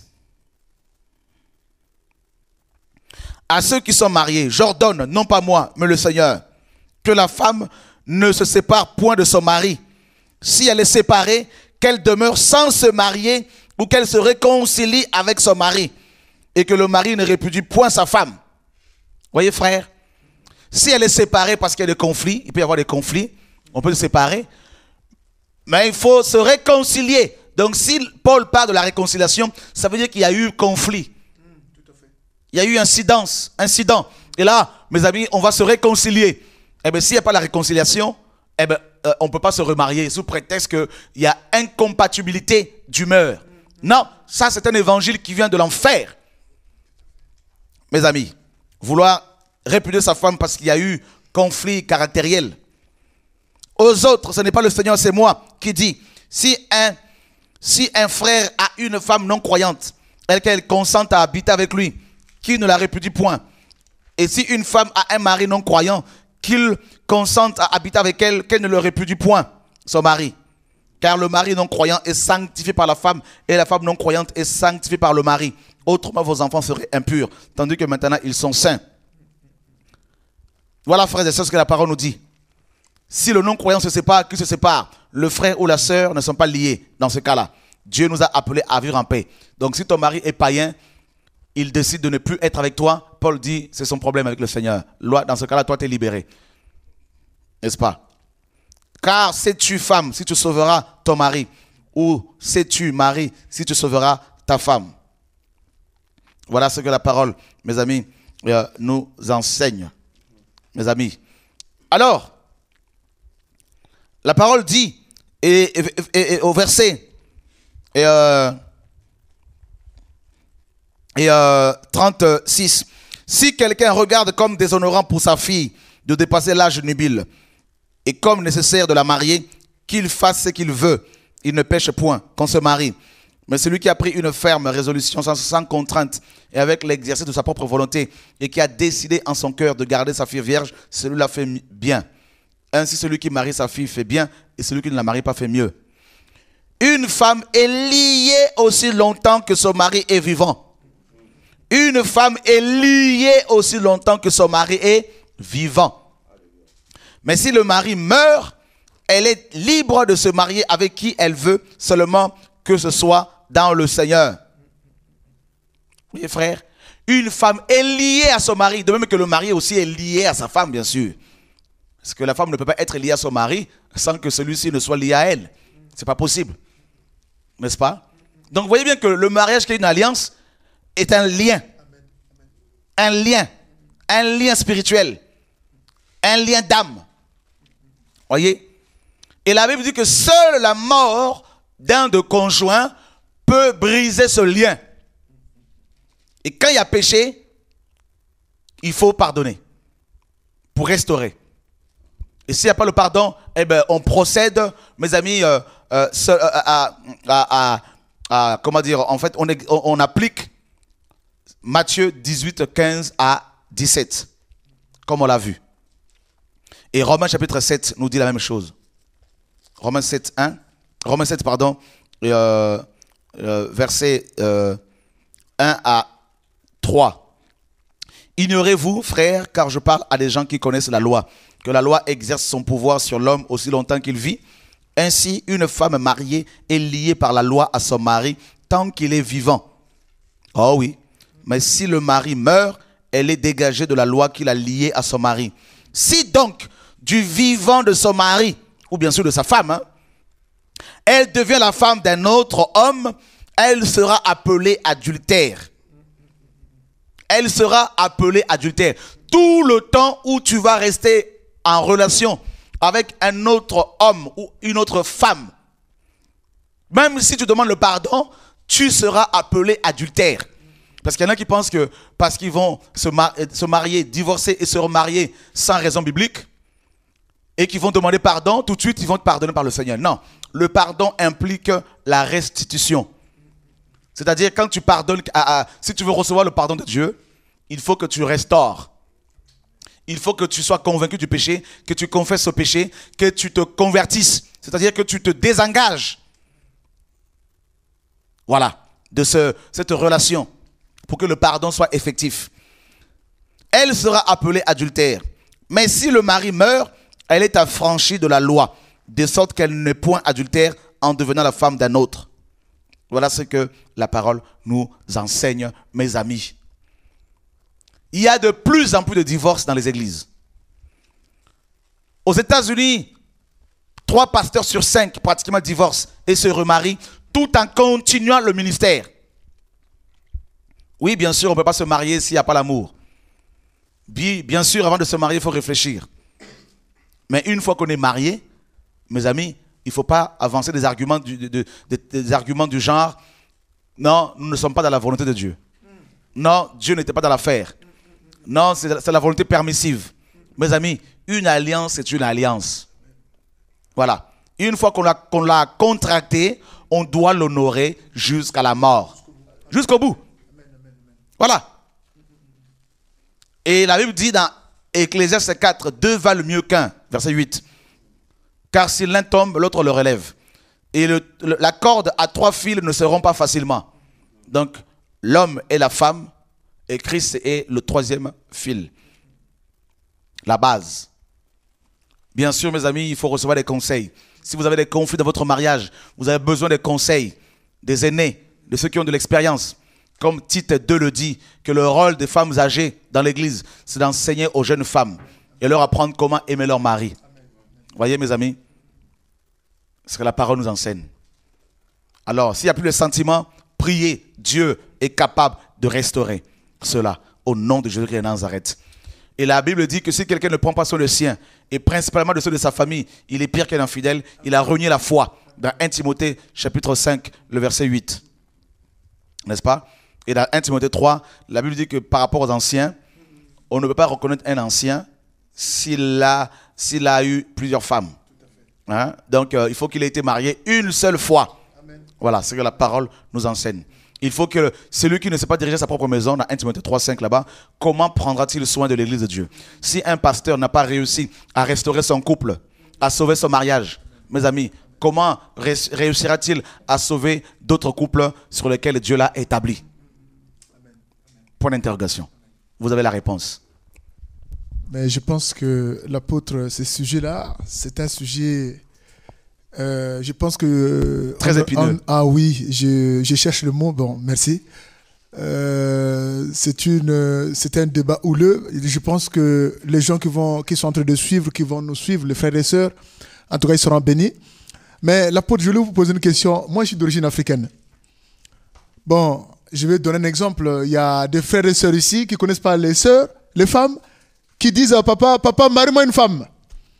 La femme arrive, quelques temps après, finalement, ce n'est pas la volonté du Seigneur. Parce qu'il y a des cas comme ça qu'on voit dans nos assemblées. On a vu un couple se battre où la femme prend le couteau pour tuer le mari. Moi, je dis, mais le mariage, il n'y a pas de tuerie. Donc, on le voit souvent. Mais est-ce qu'il y a-t-il des conseils à donner aujourd'hui par rapport aux gens qui font venir les femmes de loin, sans connaître? C'est comme si on achetait une antilope.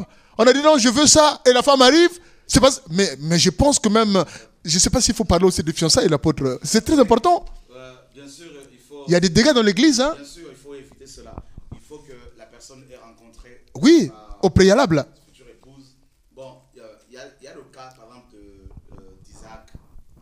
Hein? C'est pour cela qu'il y a le cas d'Isaac, donc il faut être un peu dans l'équilibre. Ok, par rapport à Abraham. Isaac n'avait pas vu Rebecca. Oui. Mais c'était dans l'esprit. Ok, c'était dans l'esprit. Quand il a vu, Rebecca lui a plu. Donc, on ne peut pas en faire une doctrine. Tout à fait. Donc, ça peut arriver, mais on ne peut pas en faire une doctrine.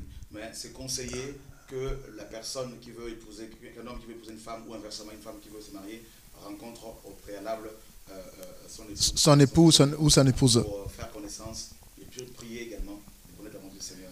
Voilà. Et puis, il faut comprendre également qu'il y a les fiançailles. Les fiançailles, quand on rentre dans les fiançailles, on ne peut plus les rompre. Tout à fait, tout à fait. Les fiançailles, c'est déjà le mariage. Tout à fait. N'est-ce pas? Sauf que la différence, c'est que les noces, maintenant, donc, la rencontre entre, en fait, les noces, le mariage, la fête, va, n'est-ce pas, être un moment de confirmation officielle, de joie et de famille. Et comme vous le savez, c'est une fête familiale et non religieuse. Okay. Donc c'est les parents qui marient leurs enfants, effectivement. Et le rôle de l'Église, nous avons intérêt à donner des conseils, à donner des enseignements là-dessus, hein, pour que les gens soient un peu aidés et encadrés. Mais la décision finale revient à eux et aux parents. Voilà. Mais c'est vrai qu'il y a beaucoup de dégâts. Il y a des dégâts, donc je pense que pour des frères et sœurs qui nous entendent par la grâce du Seigneur. Et une fois qu'ils sont mariés, ils sont mariés. Voilà. Donc si tu acceptes aujourd'hui, toi, c'est surtout les hommes qui le font dans les assemblées, ils ont du mal, je ne sais pas si ils sont malades. Lorsqu'ils ont du mal à avoir une femme, ils appellent au pays. Et là-bas, les parents choisissent la femme pour eux et la femme arrive. Donc c'est des dégâts qu'on voit beaucoup dans l'église. Tout à fait. J'ai donné un exemple que l'apôtre, j'étais africain, d'origine africaine. Il y a des cas qu'on voit dans nos vies, dans nos familles. On le voit, c'est fréquent. Et ben, je pense que ce sera un moment pour leur donner un peu des petits conseils par rapport au mauvais choix. Que si vous choisissez que le papa te choisit une femme, tu ne connais pas l'état d'âme de cette femme-là qui sera ton épouse. Si elle arrive, après, ça sera des dégâts après, ce sera trop tard, quoi. C'est pour cela que les parents chrétiens doivent préparer leurs enfants au mariage. Parce que les premiers éducateurs des enfants, ce sont les parents. Et la parole le dit clairement dans Ephésiens 6. Père, n'irritez pas vos enfants, mais instruisez-les et éduquez-les selon le Seigneur. Et donc, les enfants voient, n'est-ce pas, apprennent beaucoup en regardant le comportement de leurs parents. N'est-ce pas, comment l'homme aime sa femme, comment la femme aime son mari, comment ils sont avec eux. Et c'est comme ça qu'ils vont recevoir la vision, une bonne vision par rapport à une bonne vision du mariage. N'est-ce pas? Donc, et le rôle des églises maintenant, c'est d'enseigner aux futurs époux et aux futurs conjoints leurs responsabilités respectives. Qu'est-ce que la Bible dit? L'homme est le chef. Le chef est celui qui, bien sûr, protège, comme le toit. Le toit protège la poutre, hein, de la pluie, du soleil. Amen. Donc l'homme en tant que chef protège. L'homme en tant que chef n'est pas celui qui passe ses nuits, ses journées à la maison pour que la femme ramène de l'argent. parce qu'il va perdre son autorité. L'homme est celui qui doit assumer cette responsabilité. Il doit être suffisamment mûr pour subvenir aux besoins de sa famille, aux besoins émotionnels, aux besoins d'abord spirituels, émotionnels, aux besoins physiques, aux besoins alimentaires, tout ça, de sa famille. Donc le chef, c'est ça. Le chef, c'est celui qui a la vision. N'est-ce pas? C'est celui qui conduit. N'est-ce pas? Et la femme se soumet. Et cette soumission n'est pas de l'esclavage, attention. C'est une collaboration. Parce que la soumission d'après Ephésiens 5:21 est mutuelle. Tout à fait. Donc, et je conseille également aux femmes qui veulent servir le Seigneur et qui sont célibataires et qui prêchent l'évangile de se caser, de prier pour que Dieu les oriente, pour qu'elles soient posées. Tout à fait. Parce qu'une femme seule dans le ministère, honnêtement, il y a des dangers. Il y a beaucoup de dangers. Parce que sans une femme sans chef, c'est une femme qui va faire tomber beaucoup d'hommes. C'est un navire sans capitaine. C'est un navire sans capitaine, effectivement. Ouais. Et c'est pour ça ils vont croiser l'iceberg. Donc, il faut que les choses soient restaurées, réglées, corrigées pour ne pas qu'il y ait de bazar. Voilà. Donc, Et puis, l'apôtre, si tu me permets, comme les gens ne réagissent pas, j'en profite parce qu'il y a beaucoup de questions. Les gens nous posent beaucoup de questions. Souvent, on a du mal à répondre.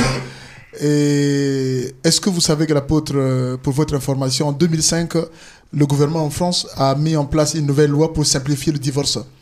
Puis ça arrive que dans nos assemblées, et même en général, mais comme aujourd'hui nous mettons l'accent sur les chrétiens et les chrétiennes, c'est que les gens divorcent facilement. Ils savent qu'on peut divorcer en 3 mois, on peut divorcer en 6 mois.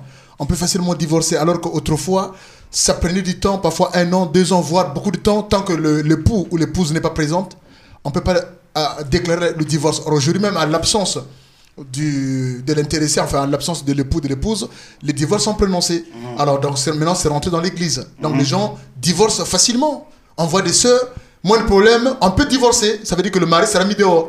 Oui, et d'ailleurs la parole le dit dans 1 Corinthiens 6, l'apôtre Paul a fait des reproches aux chrétiens de Corinthe en disant au verset 1er, l'un d'entre vous, lorsqu'il est indifférent avec un autre, ose-t-il plaider devant les injustes et non devant les saints?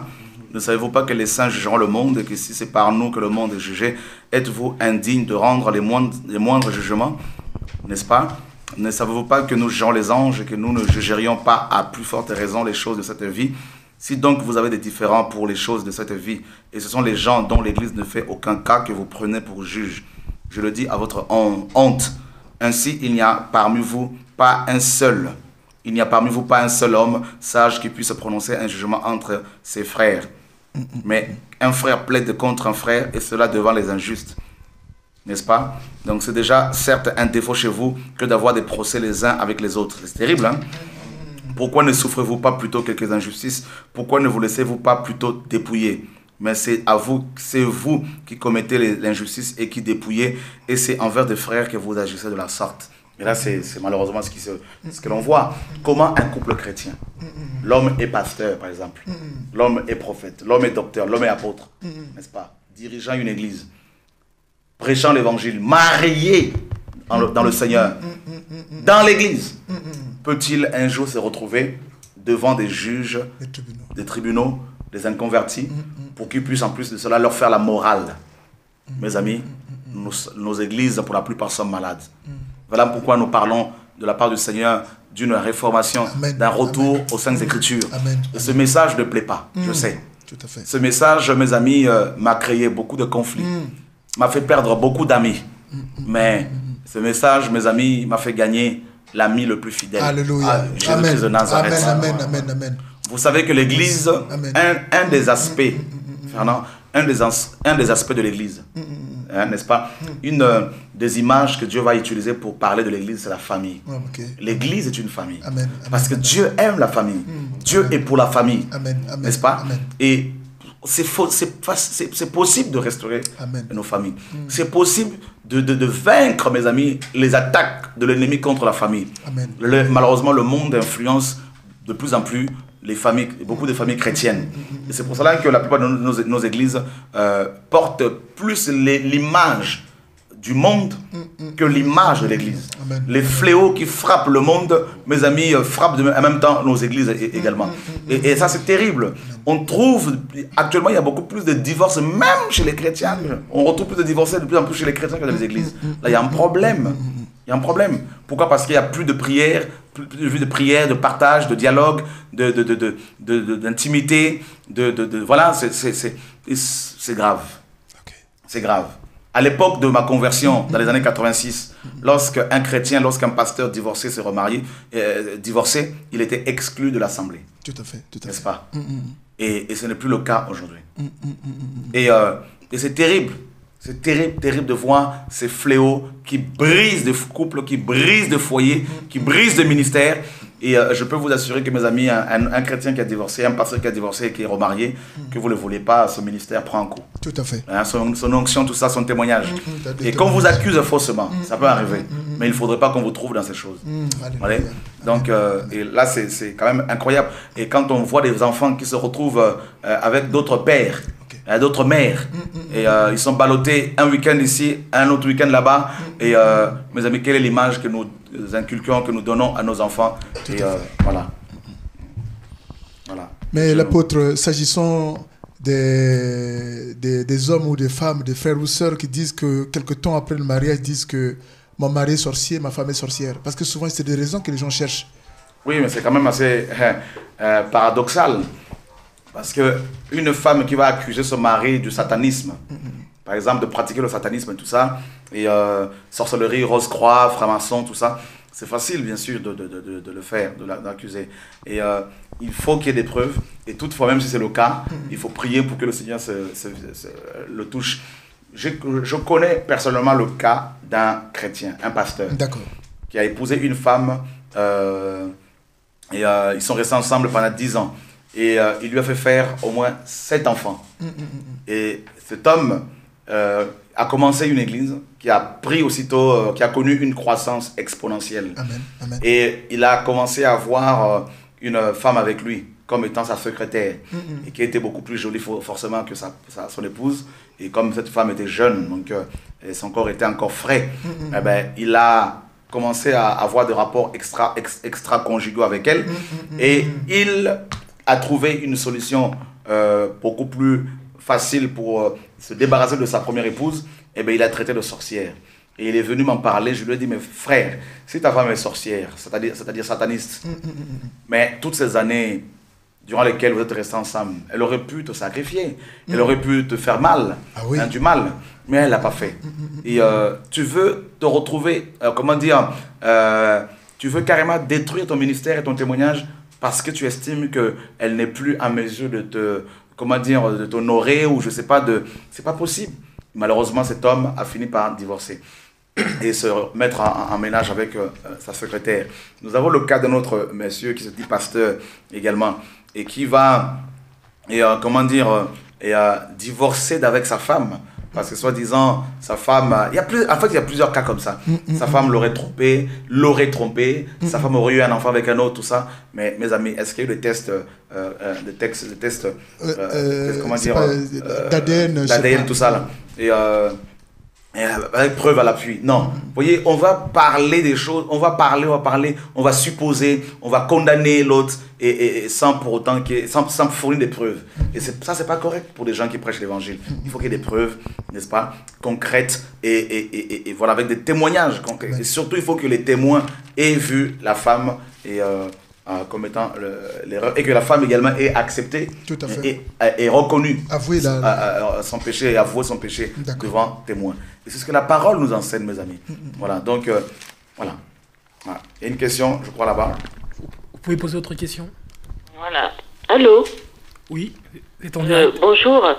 Donc, moi, j'ai suivi avec beaucoup d'intérêt, en fait, l'émission. D'accord. Et merci parce que là, c'est vrai que comme l'ennemi attaque, c'est vrai qu'on a besoin d'entendre le message pour que qu'on soit chaque fois interpellé par rapport à notre alliance avec le Seigneur, parce que suivant l'émission, j'ai bien compris que en fait, on peut pas rompre l'alliance comme ça. Mais ma question, c'est de savoir, parce que j'étais dans une assemblée avant, donc on a incriminé les personnes, disons, qui étaient fiancées ou qui s'étaient mariées avant, et où la femme était un peu plus grande que plus âgée, ouais. Ils prenaient sur Adam et Ève Donc, Adam étant créé avant Ève, la femme ne peut pas être plus grande que, quand je parle d'une année ou je sais pas, souvent ça se passe, c'est des cas comme ça. Et aussi le cas de Sarah et Abraham. Donc, en fait, les hommes de Dieu pensaient qu'il fallait casser des unions comme ça. Ou encore, la femme qui est mariée, qui s'est remariée. Bon, là, je ne sais pas, dans ce cas-là, où la femme a des enfants et qui se marie avec un homme qui n'a pas d'enfant. C'est pas le cas de remariage. Je pense que c'est des gens qui étaient inconvertis avant. Ok, je comprends, ouais. Et après qui ont rencontré le Seigneur. Ok. Donc c'est juste pour avoir des précisions au regard de la parole, quoi. Ok, bonne question. Donc, pour ceux qui n'ont pas compris la question de la sœur, elle nous dit qu'elle sort d'une assemblée. Elle était dans une assemblée où ces pasteurs demandaient aux couples dont les femmes étaient plus âgées que leur mari de se séparer et de divorcer parce que Adam était créé le premier, donc ça sous-entend que l'homme doit être plus âgé. Et elle aimerait savoir ce que la Bible dit. Alors, effectivement, Adam, comme les Écritures le disent, était créé le premier. Ève ensuite. Je veux dire, sur le plan humain, visible. Mais d'après, quand on regarde bien, Ève est une des côtes d'Adam. N'est-ce pas? Donc ça veut dire que quand Dieu créait Adam, il créait en même temps Ève. Mais Ève était en lui. Parce que Ève, c'est la côte. C'est l'une des côtes d'Adam. Donc Ève était cachée en Adam. N'est-ce pas? Donc, c'est vrai qu'elle est devenue visible. C'est comme si elle s'était manifestée visiblement. Mais elle était à l'intérieur d'Adam. Donc, maintenant, s'il faut comprendre, c'est que même si dans un mariage, l'homme est moins âgé que la femme, genre 2 ans, 3 ans, 4 ans, 5 ans, par exemple, cela ne pose aucun problème parce que c'est le genre masculin qui est venu premièrement. Donc, l'homme, même s'il est plus petit en âge, se réfère à Adam en tant que chef. Donc, son autorité en tant qu'homme vient d'Adam, qui est le premier à exister. Donc, ça n'a rien à voir avec l'âge. Donc, le genre masculin a été manifesté visiblement avant le genre féminin. Le genre féminin. Donc, Dieu, mes amis, n'est pas contre le fait qu'un homme soit plus jeune en âge plus jeune que sa femme. Voilà, c'est sûr qu'après, il faut éviter que la femme ait plus de 15 ans, 20 ans, parce qu'elle risque d'être... il faut éviter. Mais c'est pas un problème, ça ne poserait pas de problème. Et admettons qu'un homme ait épousé une femme qui a plus de 40 ans que lui. Eh bien, parce qu'il y a eu alliance, il faut qu'il la respecte. Voilà. Amen. Bah oui, frère. L'alliance est une alliance. Vous me direz, mes frères, mais si la femme n'est plus vierge, alors le sang n'a pas coulé. Si c'est une chrétienne, si elle est plus vierge, quand on se convertit, notre virginité est restaurée. Parce que la Bible dit dans 2 Corinthiens 5, 17, si quelqu'un est en Christ, il est devenu une nouvelle création. Les choses anciennes sont passées et voici toutes choses sont devenues nouvelles. Voilà. Donc, que Dieu soit béni. Amen. Nous avons besoin de l'éclairage. Nous avons besoin de la parole véritable pour être restaurés, mes amis. L'église commence d'abord dans nos maisons. Hein? Celui qui prétend servir le Seigneur doit commencer chez lui à la maison. Et la parole dit que celui qui ne sait pas diriger sa propre maison, celui qui n'est pas capable d'être chef chez lui, comment peut-il prendre soin de sa maison? Alors vous me direz, mais oui, mais moi, j'ai été répudié, chassé de la maison par ma femme. Mon ami, ta femme n'est quand même pas folle pour qu'elle en arrive à te chasser de la maison comme ça. C'est qu'il y a eu un préalable. Il y a eu des conflits, des problèmes. N'est-ce pas? Voilà. Et quand on est chassé de sa maison et qu'on va manger par la suite chez les sœurs ici et là, en tant que pasteur, et là il y a un problème. Hein, c'est l'adultère. Donc Mes amis, il faut que nous revenions à la parole. Notre génération ne veut plus de la parole véritable. Notre génération ne veut plus de la vérité. Et la parole le dit, quand temps viendra où les hommes ne supporteront plus la saine doctrine. Et il y a la démangeaison d'entendre les choses agréables. Et il se donnera une foule de docteurs. N'est-ce pas? Donc, c'est le cas actuellement. Et selon leur propre désir, détournant l'oreille de la vérité. N'est-ce pas? Et c'est ce que nous vivons. Cela est écrit dans 2 Timothée 4. N'est-ce pas? Donc, la parole reste la parole. Dieu aime la famille. Dieu n'aime pas le divorce. Et Jésus-Christ a ramené les gens toujours au commencement. Au commencement, il n'en était pas ainsi.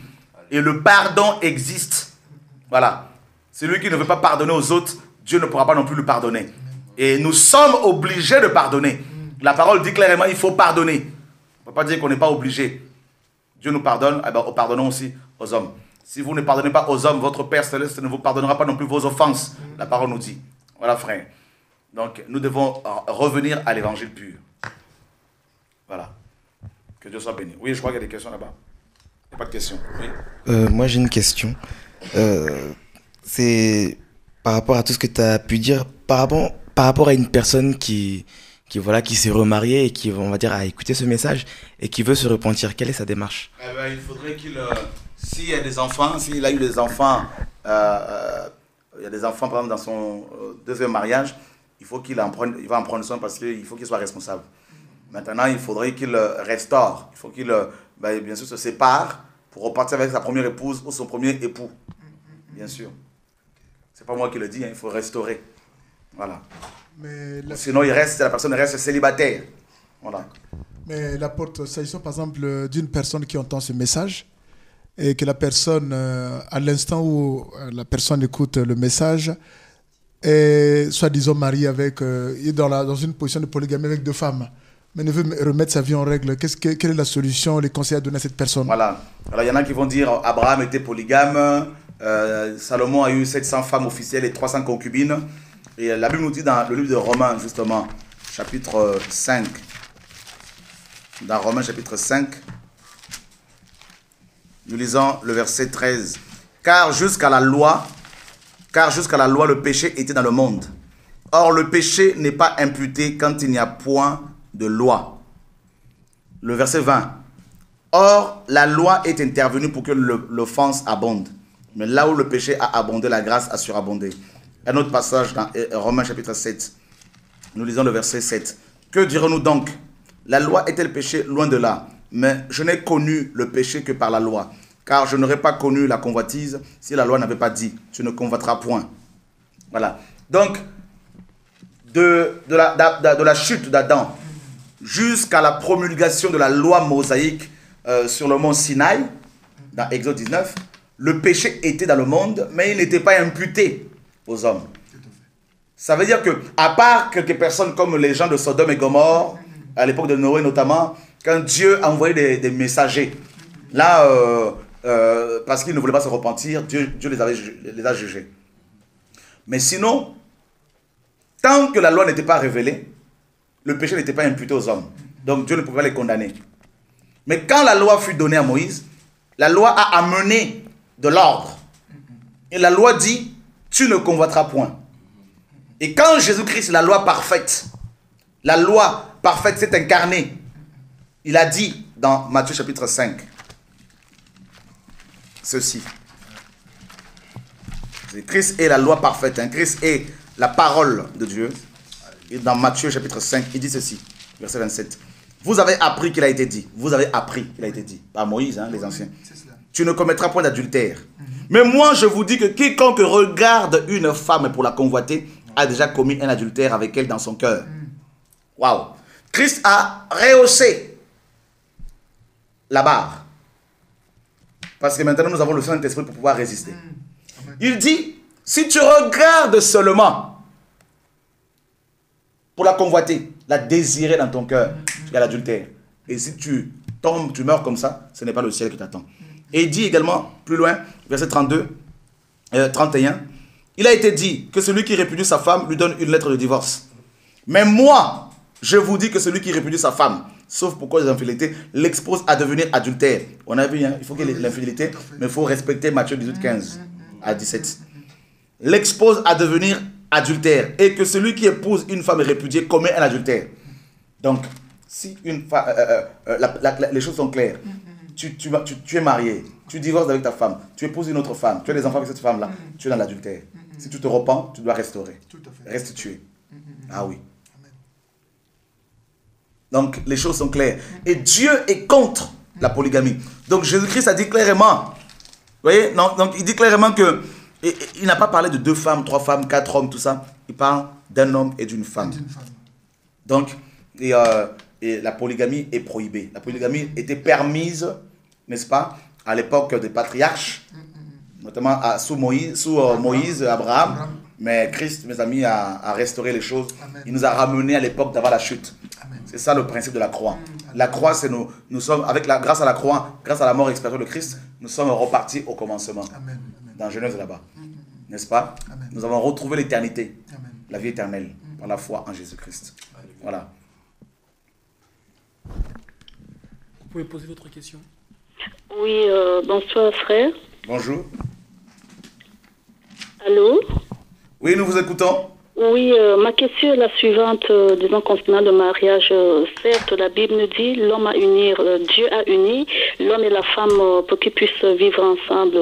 Est-ce qu'un homme vit à, disons, près de 300 kilomètres que sa femme, il ne revient que, disons, une fois, bon, le week-end, et que la femme demande à l'homme qu'il faudrait qu'il vive sur ce même toit, l'homme refuse. Mais que doit-on faire dans ce cas? Est-ce qu'il y a dans la parole, dans la Bible, un verset qui nous montre que l'homme doit vivre séparément de sa femme, aller travailler ailleurs et venir quand il veut? Non, parce que ça, c'est l'ennemi peut profiter de cette longue absence pour vous amener au péché, et lui notamment, hein, donc vous deux. Et c'est pour cela que c'est conseillé, le conseil que je pourrais lui donner à votre époux, c'est de trouver du travail à proximité de votre lieu d'habitation. Et ben, pourquoi pas, si vous avez du mal, s'il a du mal à trouver du travail à côté, ben, pourquoi pas déménager et trouver un endroit, un logement pas loin du lieu de son travail. Donc, êtes-vous chrétienne?